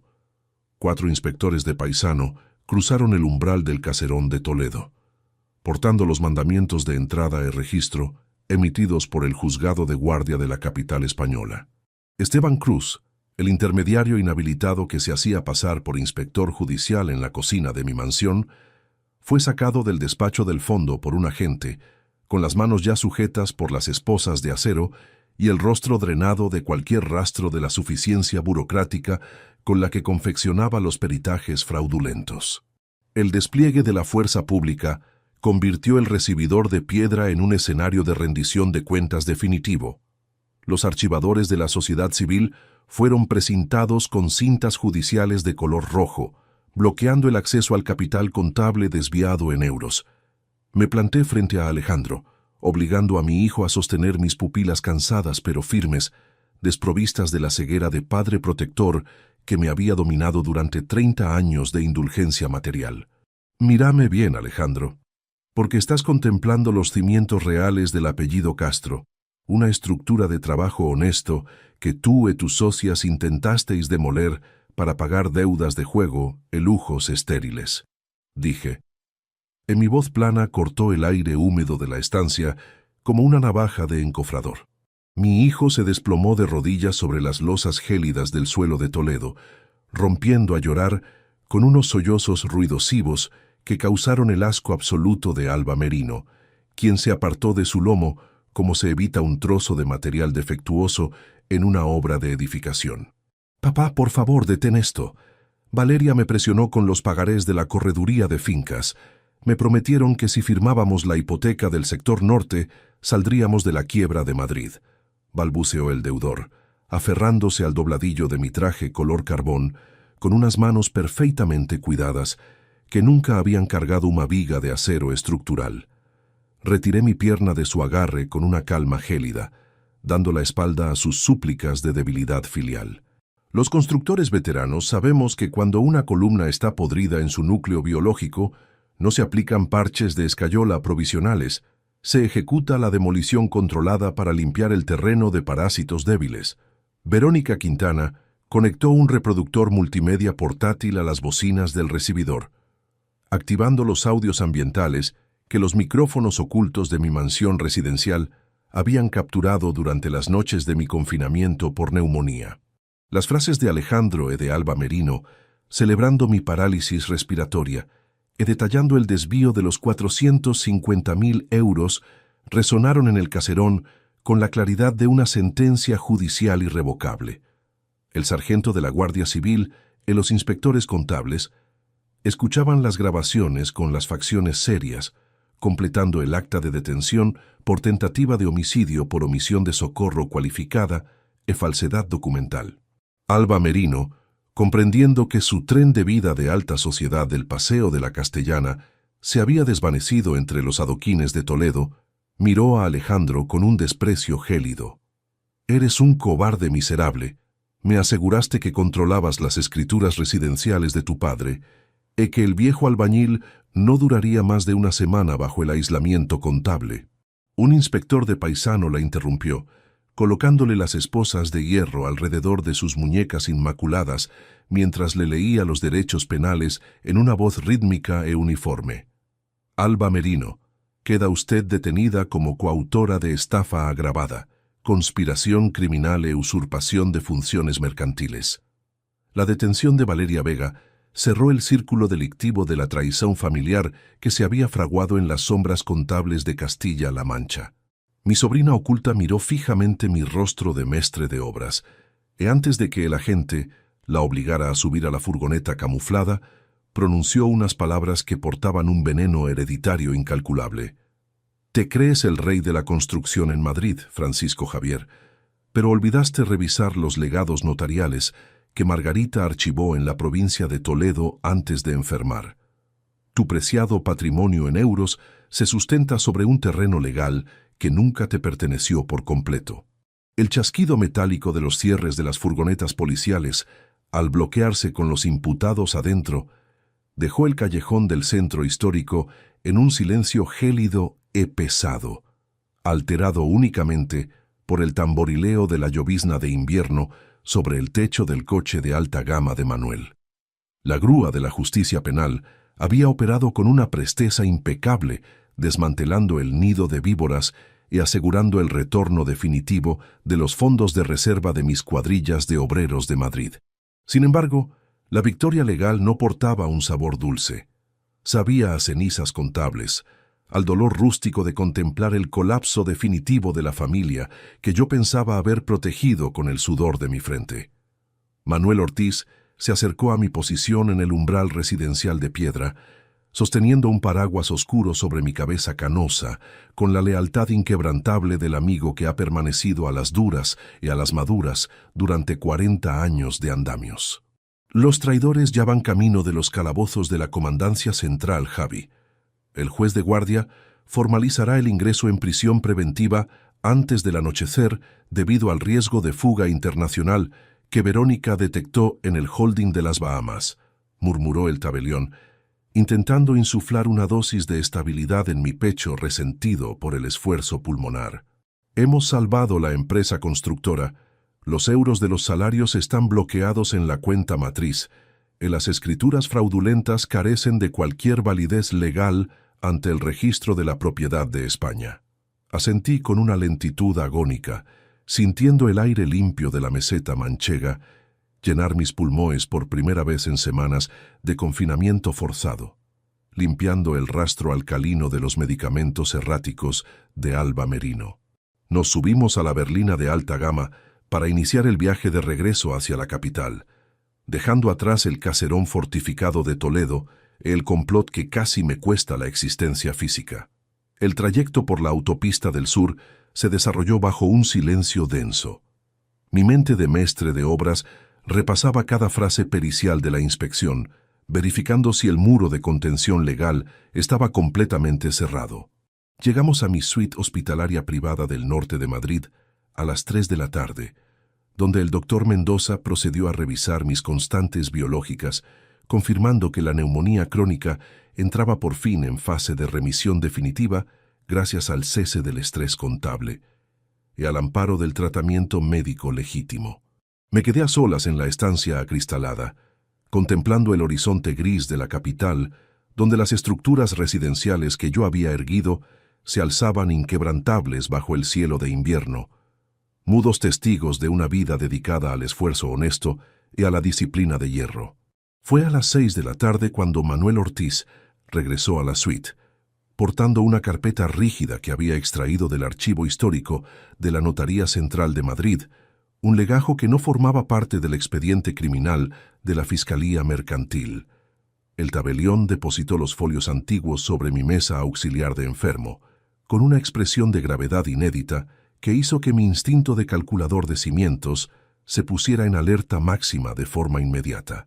Javi, los peritos judiciales han registrado las cajas de seguridad que Valeria Vega mantenía en la oficina de Toledo tras su detención telemática, pronunció el abogado, y su voz portaba un temblor de misterio incompleto que congeló el flujo del gotero médico. No solo encontramos las pólizas de seguro de decesos falsificadas.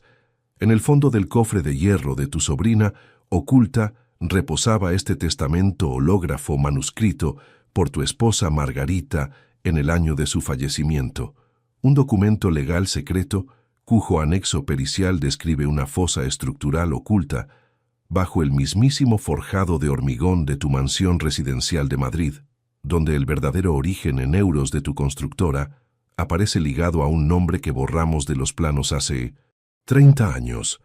El vapor denso y aromático de una taza de café negro recién filtrado se elevaba perezosamente en el patio de un modesto centro comunitario en el corazón de Madrid.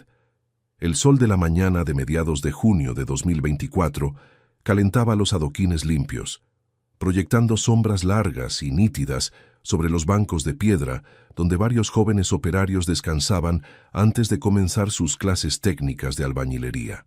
Sostuve la loza caliente entre mis dedos toscos, sintiendo la textura áspera de mis callos, esas cicatrices de honor que acumulé en 40 años de levantar vigas de acero estructural bajo el cielo de la península ibérica.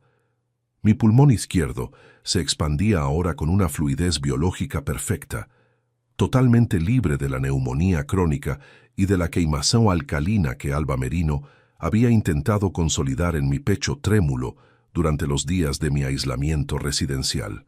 El tintineo de una cucharilla al chocar contra el borde de un plato de porcelana cercano marcó el inicio de una rutina pacífica, la reconquista de una existencia honesta y silenciosa que Alejandro había pretendido liquidar en su desespero de deudor insolvente. Manuel Ortiz descolló entre el grupo de alumnos, vistiendo su habitual americana de sastre y portando un solo folio notarial que depositó sobre la mesa de madera con un golpe seco. La firma de los documentos de liquidación judicial de Toledo ya ha quedado ratificada por el Tribunal Superior de Madrid. Javi, pronunció el abogado, sentándose a mi lado con la soltura de quien acaba de retirar los andamios de un edificio legal perfectamente blindado.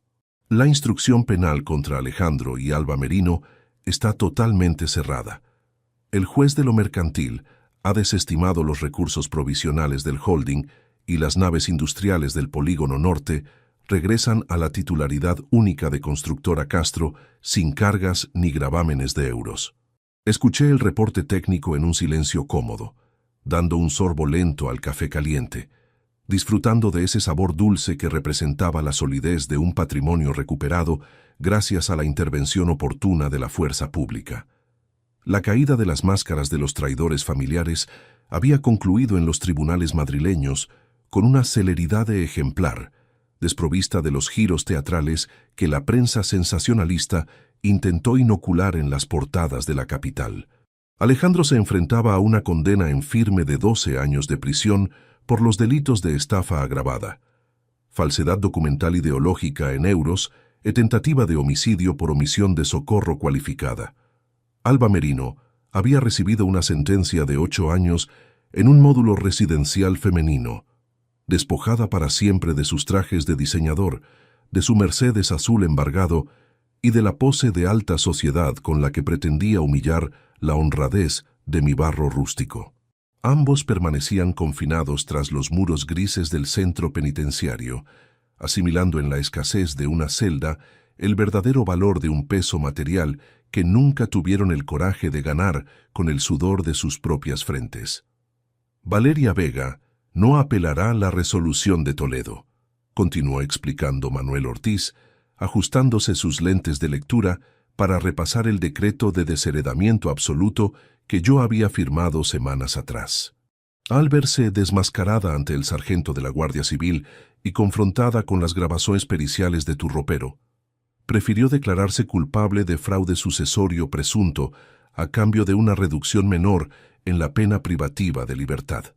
La sobrina oculta, portadora de los rasgos físicos de mi difunta esposa Margarita, había intentado usar un testamento hológrafo manipulado para vaciar los cimientos financieros de mi trayectoria. Pero la auditoría forense de Verónica Quintana desarmó el complot antes de que las escrituras cruzaran la frontera legal del registro.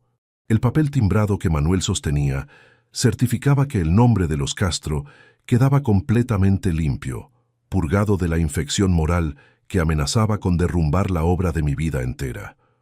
Una calma gélida e inquebrantable me invadió al contemplar a los jóvenes pedreiros aprendices del centro comunitario que comenzaban a descargar sacos de cemento de una furgoneta industrial en la acera de enfrente. Aquellos muchachos manejaban las palas con una energía limpia, compartiendo chistes en un tono alegre que me recordó mis propios inicios en los años 80, cuando el futuro se construía palada a palada sobre terrenos inestables. Tomé la decisión irrevocable de cambiar mi testamento original esa misma tarde en la Notaría Central de Madrid, eliminando a Alejandro de cualquier beneficio sucesorio, presente o futuro. Modifiqué las cláusulas contables del holding familiar para transferir la totalidad de mis millones de euros restantes a la Fundación de Constructores Castro, una entidad benéfica que yo mismo constituí para proveer de herramientas, andamios y becas técnicas a los hijos de los obreros más necesitados del sector de la edificación. El dinero acumulado en 40 años encofrando hormigón bajo el sol implacable de la meseta ya no serviría para financiar la futilidad de una vida estéril de apariencias en el Paseo de la Castellana. Serviría para forjar el carácter de nuevas generaciones de trabajadores honrados, hombres y mujeres, que entenderían que la única riqueza legítima es la que se graba en los callos de las manos y en la integridad de una conciencia tranquila. Alejandro tendría que aprender esa lección contable de la forma más dura, subiendo las escaleras de la redención desde el fondo absoluto de una prisión, despojado del apellido que intentó arrastrar por el lodo de la codicia. Si algún día cumplía su condena penal, salía por las puertas de hierro hacia el mundo real. Lo haría con los bolsillos vacíos sin un solo euro de mi herencia, obligado a construirse a sí mismo desde los primeros ladrillos de la decencia rústica. ¿Qué harás con la mansión residencial del norte de la capital, Javi?, preguntó Manuel Ortiz de forma conversacional, interrumpiendo mis pensamientos contables mientras apuraba el último trago de su taza de café. Miré fijamente el folio oficial del tribunal, recordando la alcoba trancada, la jarra de cristal volcada en el suelo y el desprecio gélido con el que mi propio hijo me había negado un trago de agua en mi momento de máxima debilidad biológica. La mansión ya está vendida a un grupo hotelero internacional, Manuel. Firmé las escrituras de traspaso comercial ayer por la tarde ante los inspectores notariales. Respondí con una voz firme que portaba la solidez de un pilar de carga estructural de alta resistencia. Ese edificio residencial estaba embrujado por la infamia familiar y el egoísmo de Alejandro, transformándose en una estructura inviable para albergar la paz de mi vejez de 64 años de edad. Me levanté del banco de piedra del patio, colocándome el sombrero de ala ancha para protegerme del sol radiante que ya dominaba el cielo de Madrid. Caminé unos pasos hacia el sendero donde los jóvenes operarios levantaban un muro de ladrillo visto de forma experimental. Me acerqué a uno de los muchachos que lidiaba con el nivel de burbuja, intentando corregir una desviación milimétrica en la junta de dilatación del mortero. Tomé la paleta de sus manos con un movimiento natural de mestre de obras aposentado, asestando un golpe seco y certero sobre la pieza de arcilla hasta que la burbuja del visor se detuvo exactamente no centro exacto de las líneas de control pericial. El joven me miró con un respeto absoluto, esbozando una sonrisa agradecida al comprender que la experiencia de los viejos constructores sigue siendo el mejor plano guía para estabilizar las obras de la vida real. Confía en tus tripas, muchacho, y nunca permitas que la prisa contable arruine la mezcla de los cimientos que van a sostener tu estructura, le dije con un tono suave y rústico, devolviéndole la herramienta antes de regresar al lado de Manuel Ortiz. El tabelión me observaba con una sonrisa sombría y fraternal, sabiendo que el contraataque silencioso que habíamos diseñado en la suite médica del hospital no solo había salvado las finanzas de Constructora Castro, sino que había restaurado la dignidad del hombre que soy. Me sentía viejo, cansado por los meses de litigios y de burocracia criminal, pero al mirar mis propias manos limpias de fraudes y mis pulmones respirando el aire nítido de Madrid, experimenté una ligereza que la riqueza material nunca había sido capaz de euros proporcionarme. Giré la cabeza hacia la cámara imaginaria de mis recuerdos, quebrando la cuarta pared del relato familiar para dirigirme directamente a ti, que has permanecido escuchando los legajos de mi memoria contable hasta la última página de la resolución penal. Si alguna vez te encuentras en una encrucijada donde las personas que llevan tu propia sangre intentan expropiar tu lomo aprovechando tu debilidad física, recuerda que el mayor acto de amor de un padre no es acolchonar el aterrizaje de los parásitos débiles, sino dejarlos caer de bruces contra el lodo frío de la realidad jurídica. Ama a tu familia. Cuida de tus hijos con un desvelo absoluto, pero nunca dejes de verificar los estados de cuenta contables en las autorizaciones digitales de tus bienes raíces, porque la desesperación económica es un ácido capaz de corroer la estructura moral del ser más cercano. La traición de Alejandro dolió. Dolió en lo más profundo de mi núcleo biológico, pero la justicia oportuna sirvió como el mazo de demolición necesario para extirpar la podredumbre antes de que el edificio entero colapsara sobre los inocentes. Mi nombre es Francisco Javier Castro, tengo 64 años de edad, sigo de pie sobre el suelo firme de España y hoy elijo vivir en absoluta integridad contable y paz reconquistada.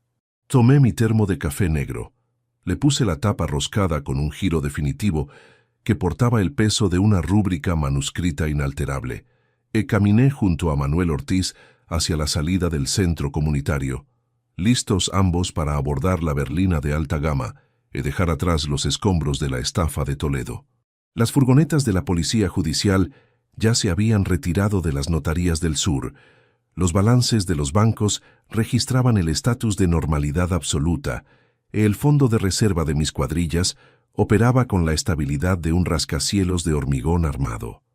Caminamos por la calle peatonal arbolada, sintiendo el aire del verano madrileño acariciar mis facciones canosas con un ritmo constante y agradable que indicaba que iba a ser un día hermoso en la meseta central. Manuel abrió el cierre centralizado del coche con un clic limpio que denotaba el final de nuestra jornada burocrática, e introduje mi cuerpo en el asiento del copiloto con una respiración regular y tranquila. Fue en ese preciso instante de la mañana, justo cuando el motor de la berlina encendió con su ronroneo rítmico y regular, que el celular de seguridad criptografiado de Manuel Ortiz emitió una vibración acústica de color violeta de extrema urgencia. El monitor del tablero del vehículo se iluminó de golpe de forma automática, desvelando una alerta pericial directa del Registro General de la Dirección General de la Policía de Madrid, que indicaba que el ataúd de mi difunta esposa Margarita, exhumado de madrugada por los peritos contables de Toledo, tras la confesión criminal de Valeria Vega, se encontraba totalmente vacío de restos biológicos, conteniendo en su interior únicamente una caja metálica sellada con una combinación numérica idéntica a los comandos de acceso de mi fondo de euros secreto de Suiza.